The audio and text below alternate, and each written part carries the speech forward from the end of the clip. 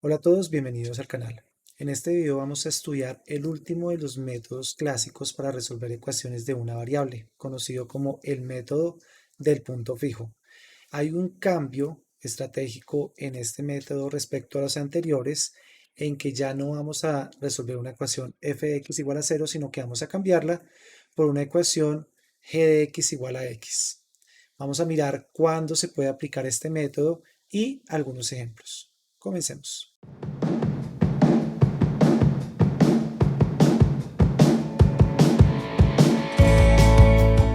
¿En qué consiste el método de punto fijo? Como lo dijimos en la introducción, nosotros hemos trabajado con métodos clásicos para resolver las ecuaciones de la forma f de x igual a 0.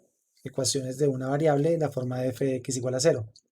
El método de punto fijo va a cambiar el problema y no vamos a resolver una ecuación de la forma f de x igual a 0, sino que vamos a resolver una ecuación de la forma g de x igual a x.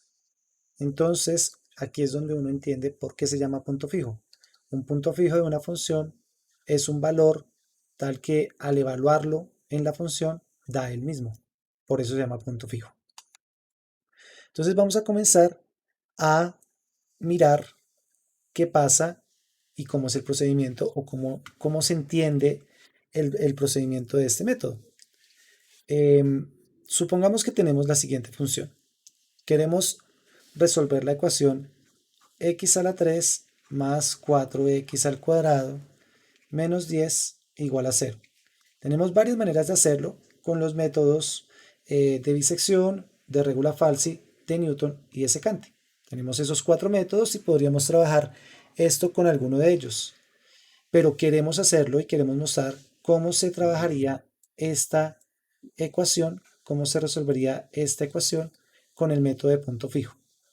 El primer paso para resolver una ecuación con el método de punto fijo es encontrar una ecuación equivalente de la forma g de x igual a x. Por ejemplo, si sumamos x a ambos lados, quedaría esto. X al cubo más 4x al cuadrado menos 10 más x igual a x. Y esta es una ecuación de la forma g de x igual a x. Esa es una manera. Otra manera puede ser, partamos de esta función o de esta ecuación y despejemos x factor de x al cuadrado más 4x, sumemos 10 para que quede así, y podemos decir x es igual a 10 sobre x al cuadrado más 4x, y aquí tenemos una segunda forma de una ecuación punto fijo, x igual a g de x, donde esto sería g de x. Y otra manera de hacer ahora podría ser la siguiente. Podemos, en vez de factorizar x, podemos factorizar x al cuadrado, x más 4, sumamos 10, entonces x al cuadrado va a ser igual a 10 sobre x más 4, de donde x vamos a tomar la raíz positiva, es 10 x más 4, todo encerrado en una raíz. ¿Qué pasó? Tenemos tres tipos de ecuaciones para la misma que comenzamos.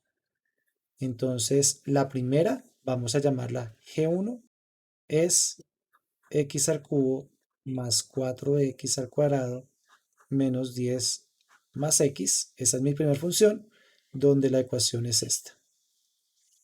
La segunda ecuación es esta, donde la segunda función sería 10 sobre x al cuadrado más 4x.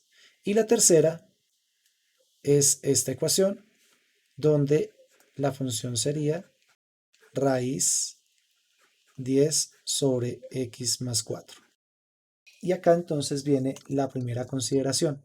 Cuando estemos trabajando con punto fijo, fíjense que no hay solo una ecuación o una opción para poder responder. Hay varias.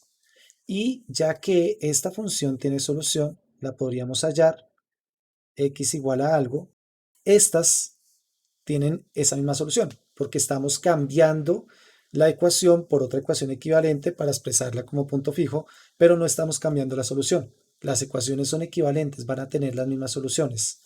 Entonces es de esperar que en estas tres funciones haya un punto fijo, que es la solución de la ecuación original. Ahora vamos a escribir la definición formal de punto fijo.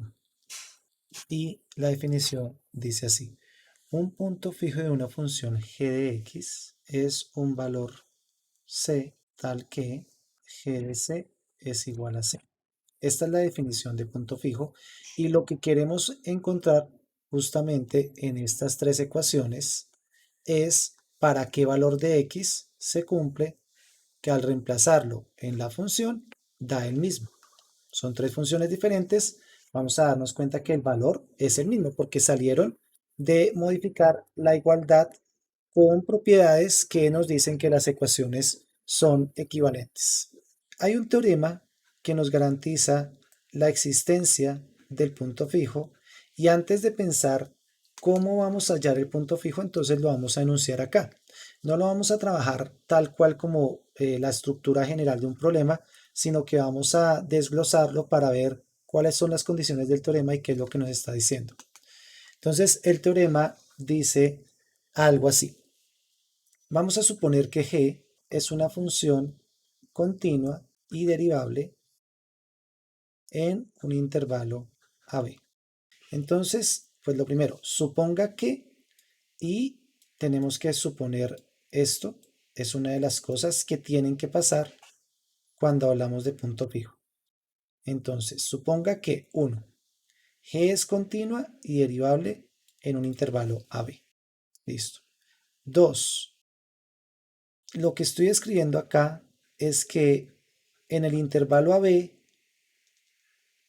las imágenes del intervalo AB están en el intervalo AB. Gráficamente ahorita vamos a ver esto, pero básicamente me está diciendo que todos los números entre A y B, al aplicarle la función g, dan imágenes que están dentro del intervalo AB. Eso es lo que está diciendo acá. Y tercero, la derivada de la función está acotada entre -1 y 1 para todo x en este intervalo. Si estas tres condiciones se cumplen, que ahorita con una gráfica vamos a entenderlas, cuando esas tres condiciones se cumplen, estamos garantizando que hay un punto fijo. Entonces, si suponemos que estas tres cosas se cumplen, entonces existe una sucesión de puntos generada por Pn igual a G de Pn menos 1 que convergen a P donde G de P es igual a P. Si pasan estas tres condiciones, la función es continua y derivable en un intervalo, las imágenes de un intervalo están en ese mismo intervalo y la función es acotada, la derivada de la función es acotada entre -1 y 1, garantizamos que hay una sucesión de puntos que convergen al punto fijo. Eso es lo que está diciendo este teorema. Y este teorema es importante porque nos dice cuándo se puede aplicar la función. En estas tres, que las vamos a trabajar más adelante, G1, G2, G3, vamos a ver que no siempre podemos aplicar, aunque tenga un punto fijo, no se puede encontrar esa sucesión que converge al punto fijo. ¿Y por qué? Porque está pasando cosas porque no están pasando las cosas que nos dice acá que tienen que pasar. Miremos en qué consiste estas cosas de teorema y cómo encontramos el punto fijo de una función. Y para eso vamos a trabajar con la gráfica de esta función. Vamos a decir que la gráfica es y igual a g de x y la línea punteada es la función identidad y igual a x. Los puntos fijos gráficamente son las intersecciones de la función y igual a x con la función g de x. porque en esas intersecciones se cumple que g de x es igual a x. Esta curva que estamos viendo, la curva azul, tiene 3 puntos fijos. Ahora revisemos qué es lo que hace el algoritmo. Si yo quiero encontrar el punto fijo, el algoritmo lo que va a decir es, yo sé, según esto, que aquí hay un punto fijo, porque lo estoy viendo. En general, realmente eso no se sabe. El algoritmo dice, escoja un valor en un intervalo que cumpla las condiciones de allá. Vamos a poner este y todavía no sabemos si las cumple o no, pero vamos a escoger este valor. Después de escoger ese primer valor, mire cuál es la imagen de ese primer valor, que aproximadamente pareciera estar por acá. O sea, esta es la imagen de P sub 0. Y a partir de esa imagen, es decir, miren que aquí uno puede mirarlo como una línea punteada que va desde el valor desde el valor en X hasta la representación de la imagen. Vamos a quitar estas líneas. Y a partir de ese valor que le dio, mire la función identidad. Dio acá. Ese va a ser su siguiente valor. Y repita el proceso. En este caso, no convergió. No va a converger al alfa que quiero. Miren que comencé en P1, en P sub 0, después P sub 1 y esto está divergiendo, se está yendo cada vez más lejos de la función, de la raíz que quiero. Vamos a mirar este alfa. Olvidémonos de este y ahora intentemos hacer lo mismo con otro punto fijo de la función. Lo voy a llamar alfa 1. Comencemos por acá, P sub 0. Imagen. Aquí está la imagen. Entonces, del eje X del valor me muevo a la función y después mire dónde da eso en la identidad. Y después ese va a ser su P sub 2, que es aproximadamente por acá. Muévase a la función otra vez y repita el proceso. Otra vez a la función identidad y después a la función identidad y así sucesivamente. Y en este caso, esta sucesión de números P sub 0, P sub 2, P sub 1, P sub 2, P sub 3, etcétera, etcétera, sí va a converger a el punto fijo, al valor del punto fijo.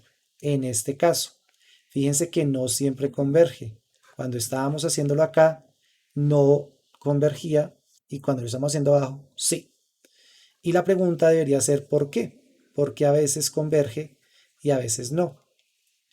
La respuesta está en las condiciones que le dimos a la función. Las condiciones eran que sea continua, que mapee el intervalo AB en el intervalo AB y que la derivada esté delimitada o los valores de la derivada estén entre menos 1 y 1. Está acotada entre menos 1 y 1. Entonces, en este alfa 1, esas tres cosas pasan. ¿Cómo podemos ver? Acá es fácil ver que es continua y es derivable. La segunda parte es, voy a escoger un intervalo. Voy a, por ejemplo, escoger el intervalo desde acá, cambiemos el color. Voy a escoger el intervalo desde acá hasta acá. Y entonces, este intervalo, si yo miro, si esto es A y este es B, entonces aquí quedaría B y aquí quedaría A. Y ahora imagínense un cuadradito que va así. Yo no lo hago porque me queda feo, pero imagínense un cuadradito así. ¿Qué pasa en las imágenes de este cuadrado? En las imágenes, fíjense que las imágenes van, pongámoslas en rojo, las imágenes van desde acá, así, así, hasta acá. Entonces, en ese intervalo que escogí, todas las imágenes están dentro de A y B en el rango, porque miren que las imágenes realmente van desde aquí hasta aquí. Si lo viéramos en el eje Y, las imágenes aproximadamente están en este pedacito. Y eso está dentro de A y B en el rango. Entonces, está cumpliendo la segunda condición, que la voy a volver a escribir, G de AB también esté dentro de AB. Y si miramos la derivada, eso igual si tuviéramos la forma analítica podríamos hacerlo escribiendo, mirando la derivada, pero acá podemos ver que todas las pendientes de las rectas tangentes, pensemos en pendientes de las rectas tangentes, todas las pendientes de las rectas tangentes en este pedazo no son ni menores que -1 ni mayores que 1. Miremos por ejemplo una recta acá, miren esta pendiente y miren la pendiente de la recta y igual a x, o sea, esta pendiente tiene 1, es 1, perdón, y esta pendiente es menor que 1. Por acá también. Que la pendiente sea menor que 1, está diciendo, está creciendo, pero no está creciendo tan rápido. Y como no crece tan rápido, el algoritmo funciona. Básicamente eso es lo que está pasando. Miremos ahora en donde no funcionó. Entonces voy a borrar esto. Vamos a escoger un intervalo. Aquí está el alfa que queremos. Y vamos a escoger un intervalo pequeño. De acá a acá. Es decir, de aquí a aquí. Y nuestro cuadradito sería este. Inmediatamente miren que las imágenes se salen de ese cuadradito. Las imágenes serían todas estas. Y miren que hay parte de esas imágenes, todo lo que estoy rayando está por fuera, esto está por dentro y otra vez tiene un montón por fuera. Esto que está por fuera, a ver, voy a rayar esta aquí. Estas partes que están por fuera de este intervalo AB hace que no se cumpla las condiciones que habíamos puesto en el teorema, porque no se está cumpliendo esta condición. Y como no se está cumpliendo esa condición, aunque tiene un punto fijo, no me garantiza que hay una sucesión de puntos que se acerquen a él. Yo lo estoy viendo gráficamente, ustedes dirán, pero ahí está, ahí está. Este es el alfa de ese punto fijo. Sí, tienen razón, ahí está. Pero como no cumple las condiciones, no puedo encontrar la sucesión que lleva a ese punto fijo. Y además, si miramos la parte de la tercera condición, la de las derivadas, fíjense que por ejemplo acá la derivada es así. Esta pendiente es mucho más grande que 1. Miren una pendiente y igual a x, aquí la pendiente es igual a 1 y la pendiente de acá, todas estas pendientes son mayores que 1. La función está creciendo mucho más de lo que necesitamos que crezca. Y como crece mucho más de lo que necesitamos que crezca, entonces la sucesión se va lejos. Entonces, ¿qué hemos visto? Condiciones para que exista una sucesión que me lleve al punto fijo, porque el punto fijo puede existir, pero en ciertas funciones yo no puedo encontrar esa sucesión. Entonces hemos visto algunas condiciones que me dicen, ok, si se cumple esto, usted puede encontrar una sucesión que converja al punto fijo. Y ahorita ya les hice cómo era esa sucesión. La vamos a repetir. Comenzamos con un p sub 0, vamos a la función, después vamos a la recta y igual a x, después nos devolvemos a la función, recta y igual a x, y así repetimos hasta que tengamos un criterio de parada. Pero básicamente ese va a ser el algoritmo cuando lo tengamos que implementar, cuando lo pasemos a Python, así va a ser el algoritmo de punto fijo. Pero tenemos que tener en cuenta que no siempre va a converger. Algunas veces con unas condiciones sí, y algunas veces con unas condiciones no lo va a hacer. Y entonces volvemos a nuestro problema inicial. Nuestro problema inicial era encontrar la solución de esta ecuación. Y para encontrar la solución de esta ecuación, encontramos tres ecuaciones diferentes con tres funciones g diferentes para ver en cuál de ellas está el punto fijo o cuál podemos encontrar el punto fijo. Las gráficas de esas tres funciones las tengo acá abajo.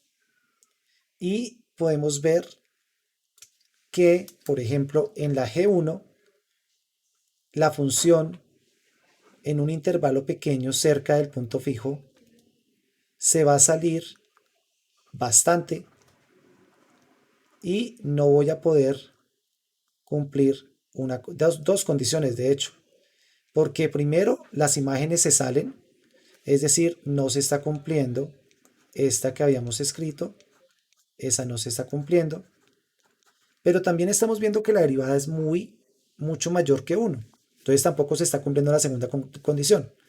¿Qué quiere decir eso? En esta ecuación, en esta función, no vamos a poder encontrar la sucesión.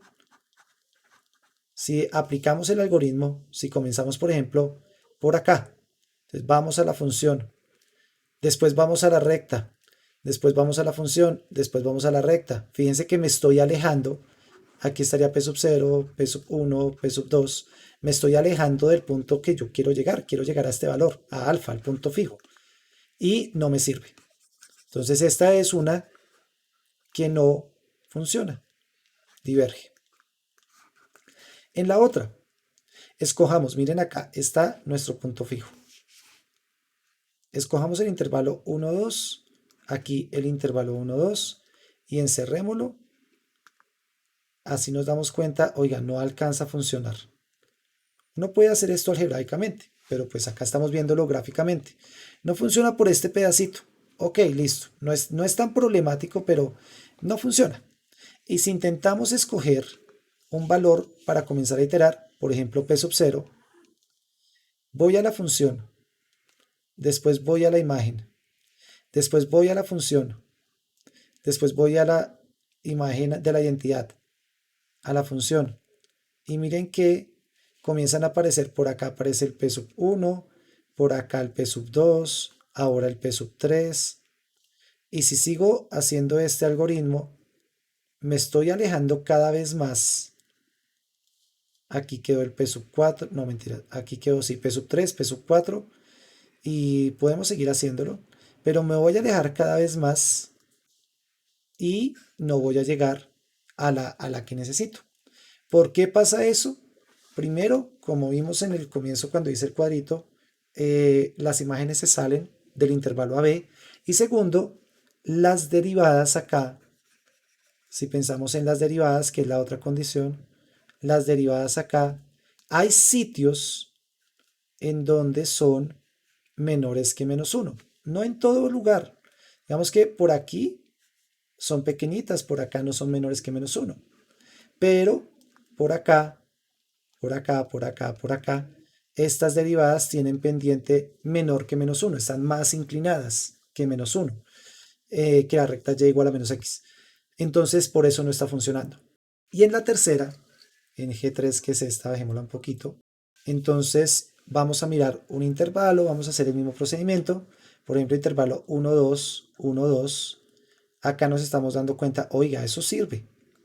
Porque miren que las imágenes que son este pedacito no se están saliendo del rango 1, 2, no se están saliendo de aquí. Y si comenzamos a hacer el método, el algoritmo de punto fijo, escojo un valor, escojámoslo lejos, un valor que sería P sub 0. Yo quiero llegar a este alfa. Y entonces con este P sub 0 miro cuál es su imagen. Y ahora voy a la recta. Y ahí quedaría P sub 1 y repito el proceso. Miro cuál es su imagen y voy a la recta. Imagen, voy a la recta. Y fíjense que ahí sí está convergiendo al alfa. ¿Qué está pasando? Ya hemos molestado mucho en eso. Las derivadas de esos valores están acotadas entre -1 y 1. O sea, de hecho son negativas, pero son mayores que -1. Entonces no son tan inclinadas. Como no están inclinado, la convergencia se da. De estas tres funciones que escogimos en nuestro problema inicial, dijimos queremos resolver esto con punto fijo y escogimos tres funciones que cumplían la condición de la función de punto fijo, e de x igual a x. Solo la tercera nos va a encontrar una sucesión que converge al punto fijo, porque está cumpliendo las tres condiciones que aparecen aquí arriba en el teorema. Entonces, miren que acá cuando uno habla de punto fijo, tiene que tener cuidado porque no es sencillo, no es fácil, no es inmediato encontrar una función que vaya a converger. Usted puede encontrar una función g de x igual a x, pero esa no necesariamente tiene que converger. Eso es lo que está pasando acá. Ahora miremos el pseudocódigo para trabajarlo en Python. Si nosotros queremos hacer un programa en algún algoritmo, en algún lenguaje de programación, pues vamos a tener que tener lo siguiente. ¿Qué datos me pide? ¿Qué resultados necesito? ¿Y cuáles son los pasos que voy a hacer? Además, aparte de esto, siempre que estamos trabajando con métodos numéricos, esto lo vimos también en los algoritmos que trabajamos con los métodos de los 4 primeros métodos, entonces nosotros tenemos que pensar en una condición. ¿Qué condición tiene este método diferente a los otros? O de pronto es igual, pero ¿cuál es la condición que tiene este método? ¿Cuál es la fórmula? Porque los métodos numéricos tienen eso, una condición, una fórmula y los criterios de parada. Criterio de parada. Vamos a hacer un código teniendo en cuenta esto de acá. La parte de la condición del método de punto fijo no es fácil de programar, o sea, porque la condición las tenemos allá, arriba, en el teorema, que la función sea continua y derivable, que mapee dentro de un intervalo a b, mapee de un intervalo a b, y que la derivada esté acotada entre -1 y 1. Esas son las condiciones para que la sucesión exista. Pero eso decirle a un programa, por ejemplo, como Python, a un lenguaje de programación, que no es fácil, que él no va a encontrar la derivada si uno no se la da, y esas cosas de que mapee de un lugar a otro tampoco lo va a poder hacer. Eso es más un proceso analítico, algebraico que uno tiene que hacer. Entonces no va a funcionar bien acá. No va a funcionar poner una condición así. Acá nuestra condición simplemente es dar una semilla. Usted necesita un p sub 0. Ojalá esté cerca de la raíz. Si usted conoce cuál es o sea, si usted tiene una idea de dónde queda el punto fijo, porque no, si lo conoce y no haga esto, ya soluciona el problema. Pero si usted tiene una idea de dónde está, entonces podemos comenzar con un p sub 0 cerca de alfa. Desafortunadamente, este método puede que no funcione con la función y no nos va a decir, no tiene una condición para decir, esta función no funciona. Tendríamos que meterle mucho más código y tendríamos que hacer muchas más cosas. Y Python no es un lenguaje fácil para trabajar con estructuras algebraicas. Para decirle la derivada tiene que ser esto, no es fácil. La fórmula es mucho más sencilla que todos los anteriores y eso es una fortaleza del método de punto fijo. La fórmula en el método de punto fijo es justamente que el siguiente va a ser igual al anterior evaluado en la función. Esa es la fórmula. Porque eso es lo que estamos haciendo en las gráficas cuando hacíamos imagen, valor en la recta, imagen, valor en la recta. Ahí estamos haciendo esa fórmula. Y los criterios de parada realmente van a ser iguales que en los anteriores. Por un lado tenemos que la diferencia entre un valor y el anterior sea menor que una tolerancia que le demos. Este es como nuestro criterio de parada estrella en los métodos que estamos utilizando. De hecho, en todos lo estamos utilizando. Ese es un criterio de parada. Cuando esa diferencia sea menor que la tolerancia, paramos. O cuando el número de iteraciones en la que vamos sea mayor que el número de iteraciones que queremos, paramos. Acá este es súper importante, porque recuerden que hay unos que se alejan, que se alejan, que se alejan, que se alejan. Entonces esto nunca se va a cumplir, porque cada vez esa diferencia se está haciendo más grande. Y como esa diferencia se está haciendo más grande, lo que tenemos que hacer es, oiga, no, hágalo 50 veces y si no pudo en 50 veces, diga paro y se acabaron las iteraciones. Ese va a ser nuestro criterio de parada. Con esas condiciones, con esa condición, fórmula y criterio de parada, miremos el pseudocódigo. Entonces, cuando estamos trabajando con los pasos de acá, perdón, los datos primero, pues de datos necesitamos la función, necesitamos nuestra semilla, en dónde va a comenzar, necesitamos la tolerancia para saber cómo vamos a parar en caso de que la sucesión converja y necesitamos las iteraciones en caso de que no vaya a converger. Esto de la tolerancia, pues lo conocemos como, bueno, lo voy a poner, bueno, dejémoslo así. Listo. Resultados. ¿Qué quiero que me dé este programa? Si converge, que me dé el punto fijo. Obviamente, él va a tener que hacer una aproximación. Y esto se llama alfa, generalmente.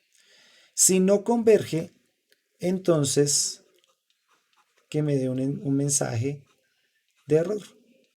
Esos son mis resultados. También le puedo poner que me haga una tablita cuando está haciendo todas las iteraciones, pero esos son mis resultados. ¿Cuáles son los pasos? Entonces, el primer paso va a ser comienza a iterar, igual a 1. El segundo paso es que mientras y no sea menor que las iteraciones, perdón, mientras que i sea menor que las iteraciones, va a ser una serie de pasos repetidamente hasta que no pase. Fórmula. P sub, voy a decirle P es igual a G de P sub 1.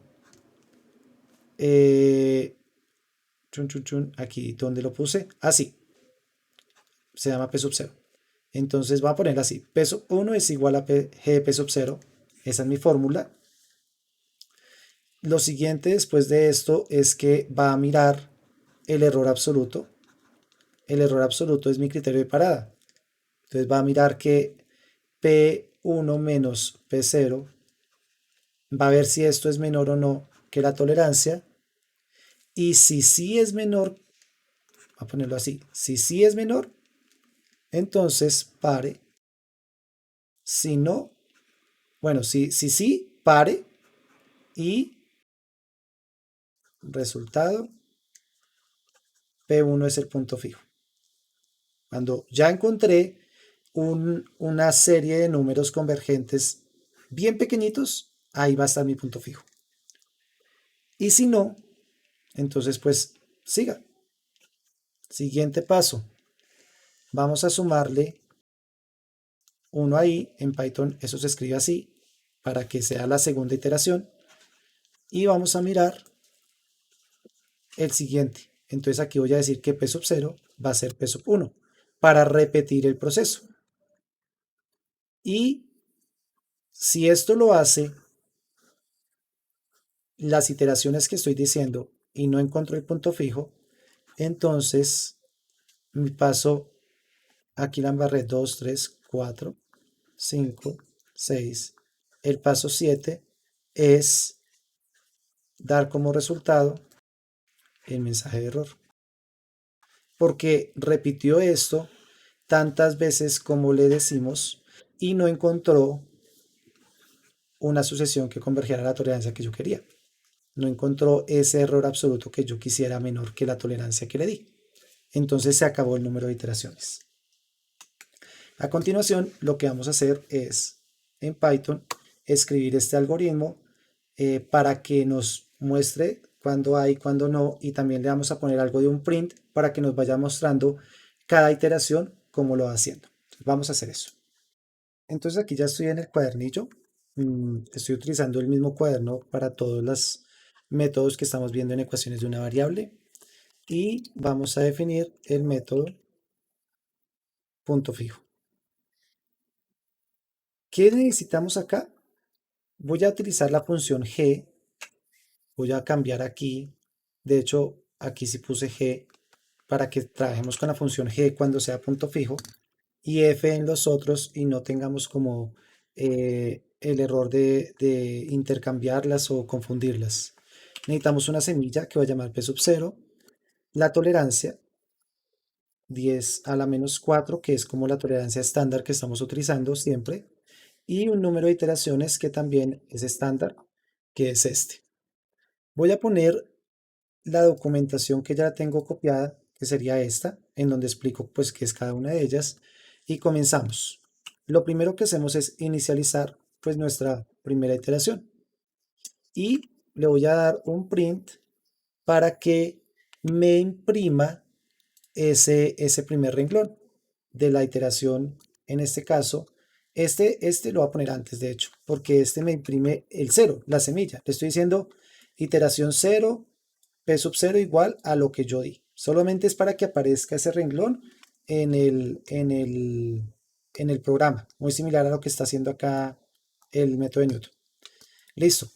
Entonces ahora sí, entramos al while y dijimos que mientras que i sea menor o igual que n, ahí también acá pues lo voy a corregir porque aquí habíamos puesto solo menor.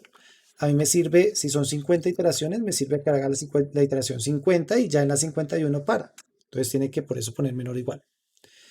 Le vamos a decir lo siguiente, p sub 1 es igual a g de p sub 0. Listo. Esa es la fórmula que estamos trabajando. Fórmula. Y una vez hace eso, según lo que sigue hallamos el error absoluto. El error absoluto pues va a ser el valor absoluto de p sub 1 menos p sub 0. Listo. Error absoluto. Ahora vamos a hacer otro print. El print va a ser muy similar a este, en donde va a imprimir esa línea. Entonces esta es la iteración 1, p sub 1 acá listo. Entonces aquí va a ser y p sub 1. Y además le voy a decir aquí también que me imprima el error. Chévere que me muestre cómo va esa parte del error absoluto. Entonces le voy a decir el error absoluto y que haga esto. Muy similar a lo que se hizo en Newton para que aparezca esto. Listo. Y eso aquí le vamos a decir que es el error absoluto. Ok. Entonces ahí imprimió esa línea. Ahora viene si se va a salir o no. Entonces, si el error absoluto es menor que la tolerancia, es decir, si lo logró, esto es un criterio de parada, entonces le podemos decir que encontró la solución, o sea, que nos diga que la solución fue encontrada, y que nos diga quién es el punto fijo. Entonces le vamos a hacer acá esta parte. También le podemos decir que nos diga cuántas iteraciones hizo. Iteraciones, estas, listo. Y en el format le vamos a dar acá que me diga quién es el punto fijo y las iteraciones. Ok. Y como respuesta, pues retorne el punto fijo. Ese es acá, resultado, punto fijo, aproximado, tan pequeño como estábamos escogiendo en la tolerancia. Si no lo logró, entonces ahora va a seguir intentándolo. Entonces mi nuevo p sub 0 es el anterior p sub 1, el que encontré acá, y va a repetir el proceso. Antes de repetir el proceso, le vamos a decir que sume 1. Aquí en el programa lo puse al revés. Realmente ese paso no influye. Si es al contrario, no pasa nada. Y si hizo todo esto y no encontró la solución, es decir, si lo hizo n veces y no lo encontró, entonces vamos a decir solución no encontrada, iteraciones agotadas, y digamos pues cuántas iteraciones escogió. Ahí va a dar, aquí lo va a poner format. Como le sumamos 1 al final, tengo que poner i-1. Y en este caso no va a poder retornar algo. Y ese es el método. Vamos a hacer un cambio ahorita cuando lo revisemos, cuando lo apliquemos para que haga una cosa interesante, pero ese es el método. Entonces voy a definir mi primera función. Definición G1 X de la siguiente manera. Return. Listo. Está allá arriba. X a la 3 más 4x al cuadrado menos 10 menos x. Ya sabemos que esta no sirve, pero pues quiero ver qué pasa cuando intenta hacerlo.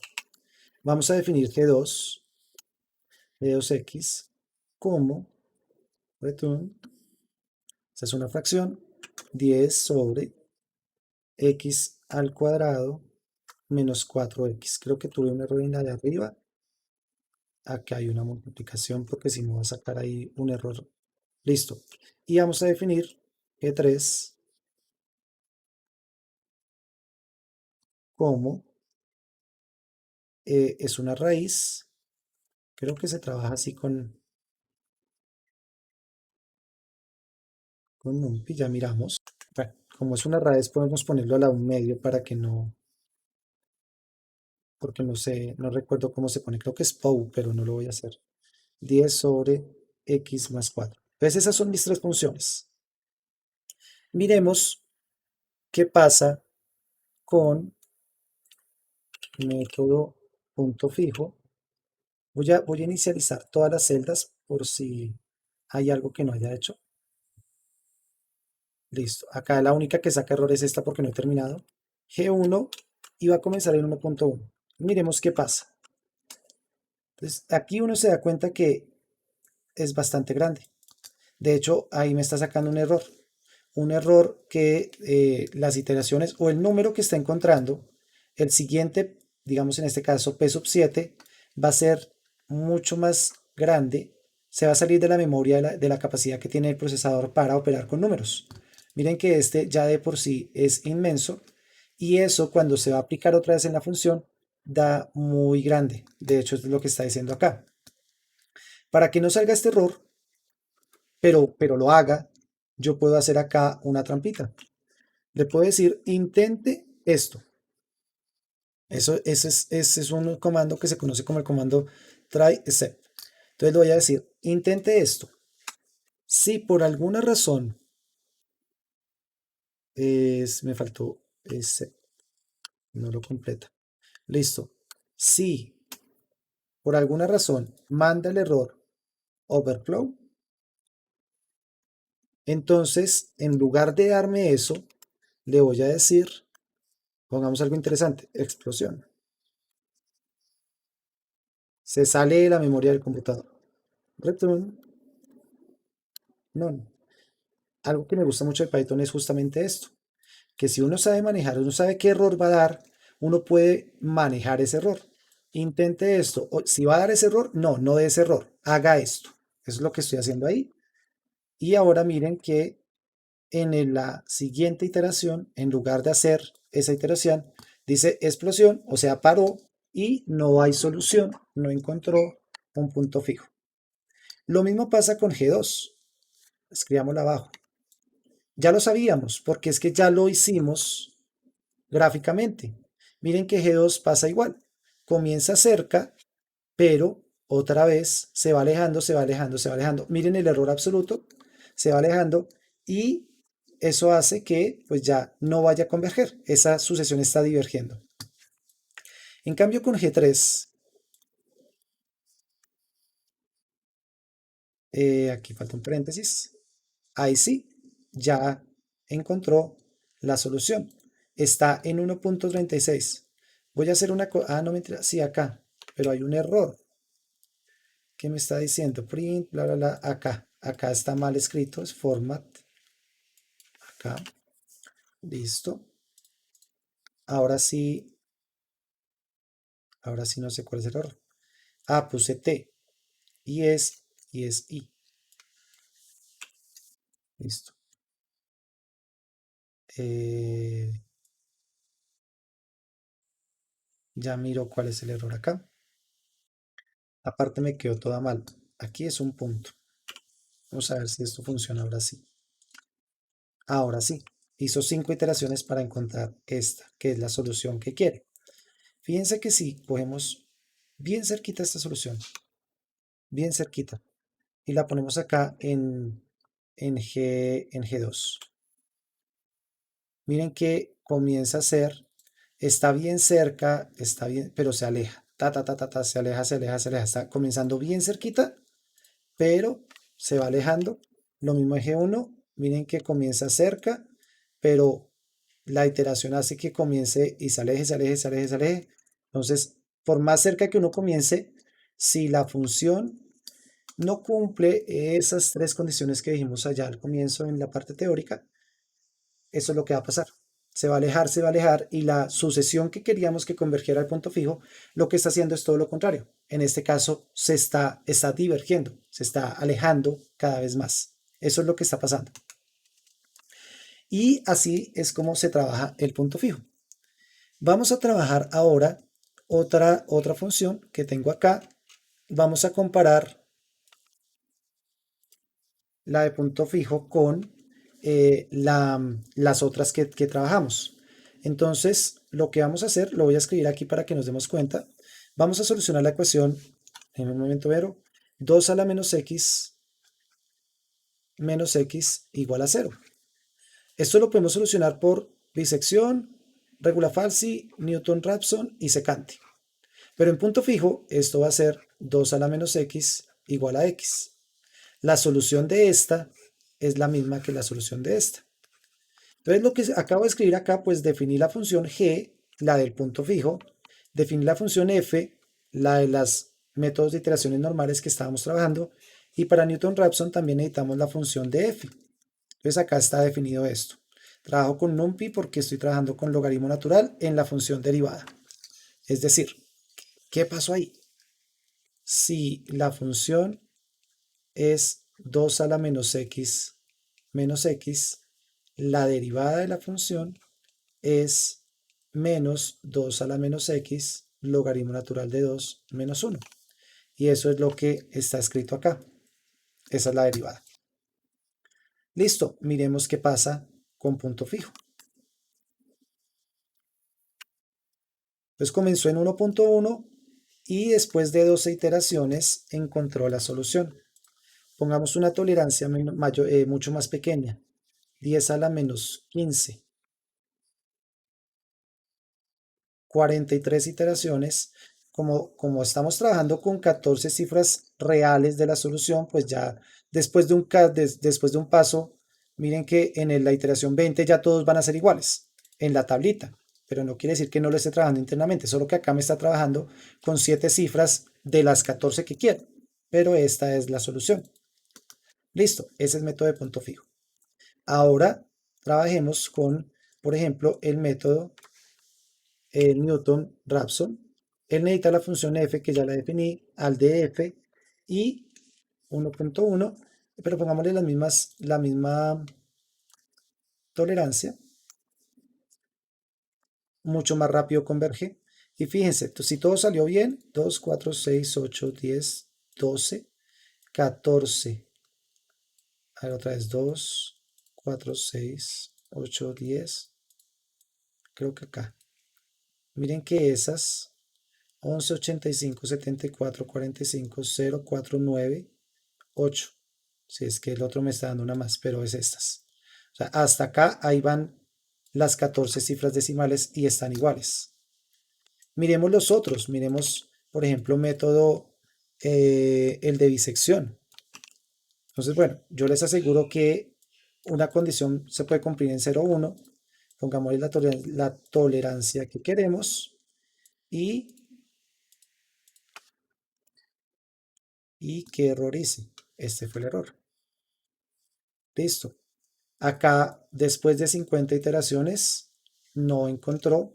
Pongámosle, a ver si necesita más. Digámosle 500. 500. ¿Sí lo hizo o no lo hizo? ¿Por qué no lo está haciendo? 500. Ah, perdón. Es que justamente encuentra la solución en la iteración 50. Entonces ahí es que pensé que decía solución no encontrada. Entonces sí encontró la solución y hasta acá, hasta el 8, es igual. Y nos falta, bueno, acá ya podemos trabajar también método el regula falsi. ¿Cuántas iteraciones necesita? Mucho menos, encontró la solución. Ahí está. Mucho menos que el de Newton, el de bisección. Y el último es el método de la secante. En ese voy a hacerlo con este, que comienza en 0, 0.1 y me falta esta parte. Y también necesita pocas iteraciones para llegar a la respuesta. Ok, entonces nuestro ejemplo estaba acá.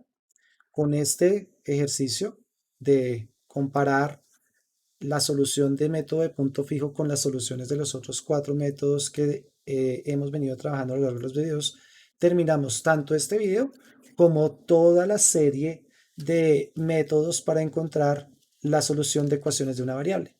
En general, estos son los métodos clásicos. Hay trabajos más avanzados, en algún momento también se hablaron de ellos, y los programas matemáticos tienen también pues métodos mixtos en donde combinan algunos de los que vemos acá para poder llegar a la solución más rápido. En teoría, si un método converge más rápido a la solución, es más eficaz.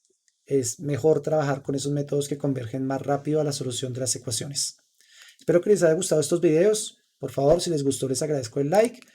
Si quieren suscribirse al canal, pueden también dejar sus comentarios al final. Y nos vemos en una próxima ocasión. Hasta pronto.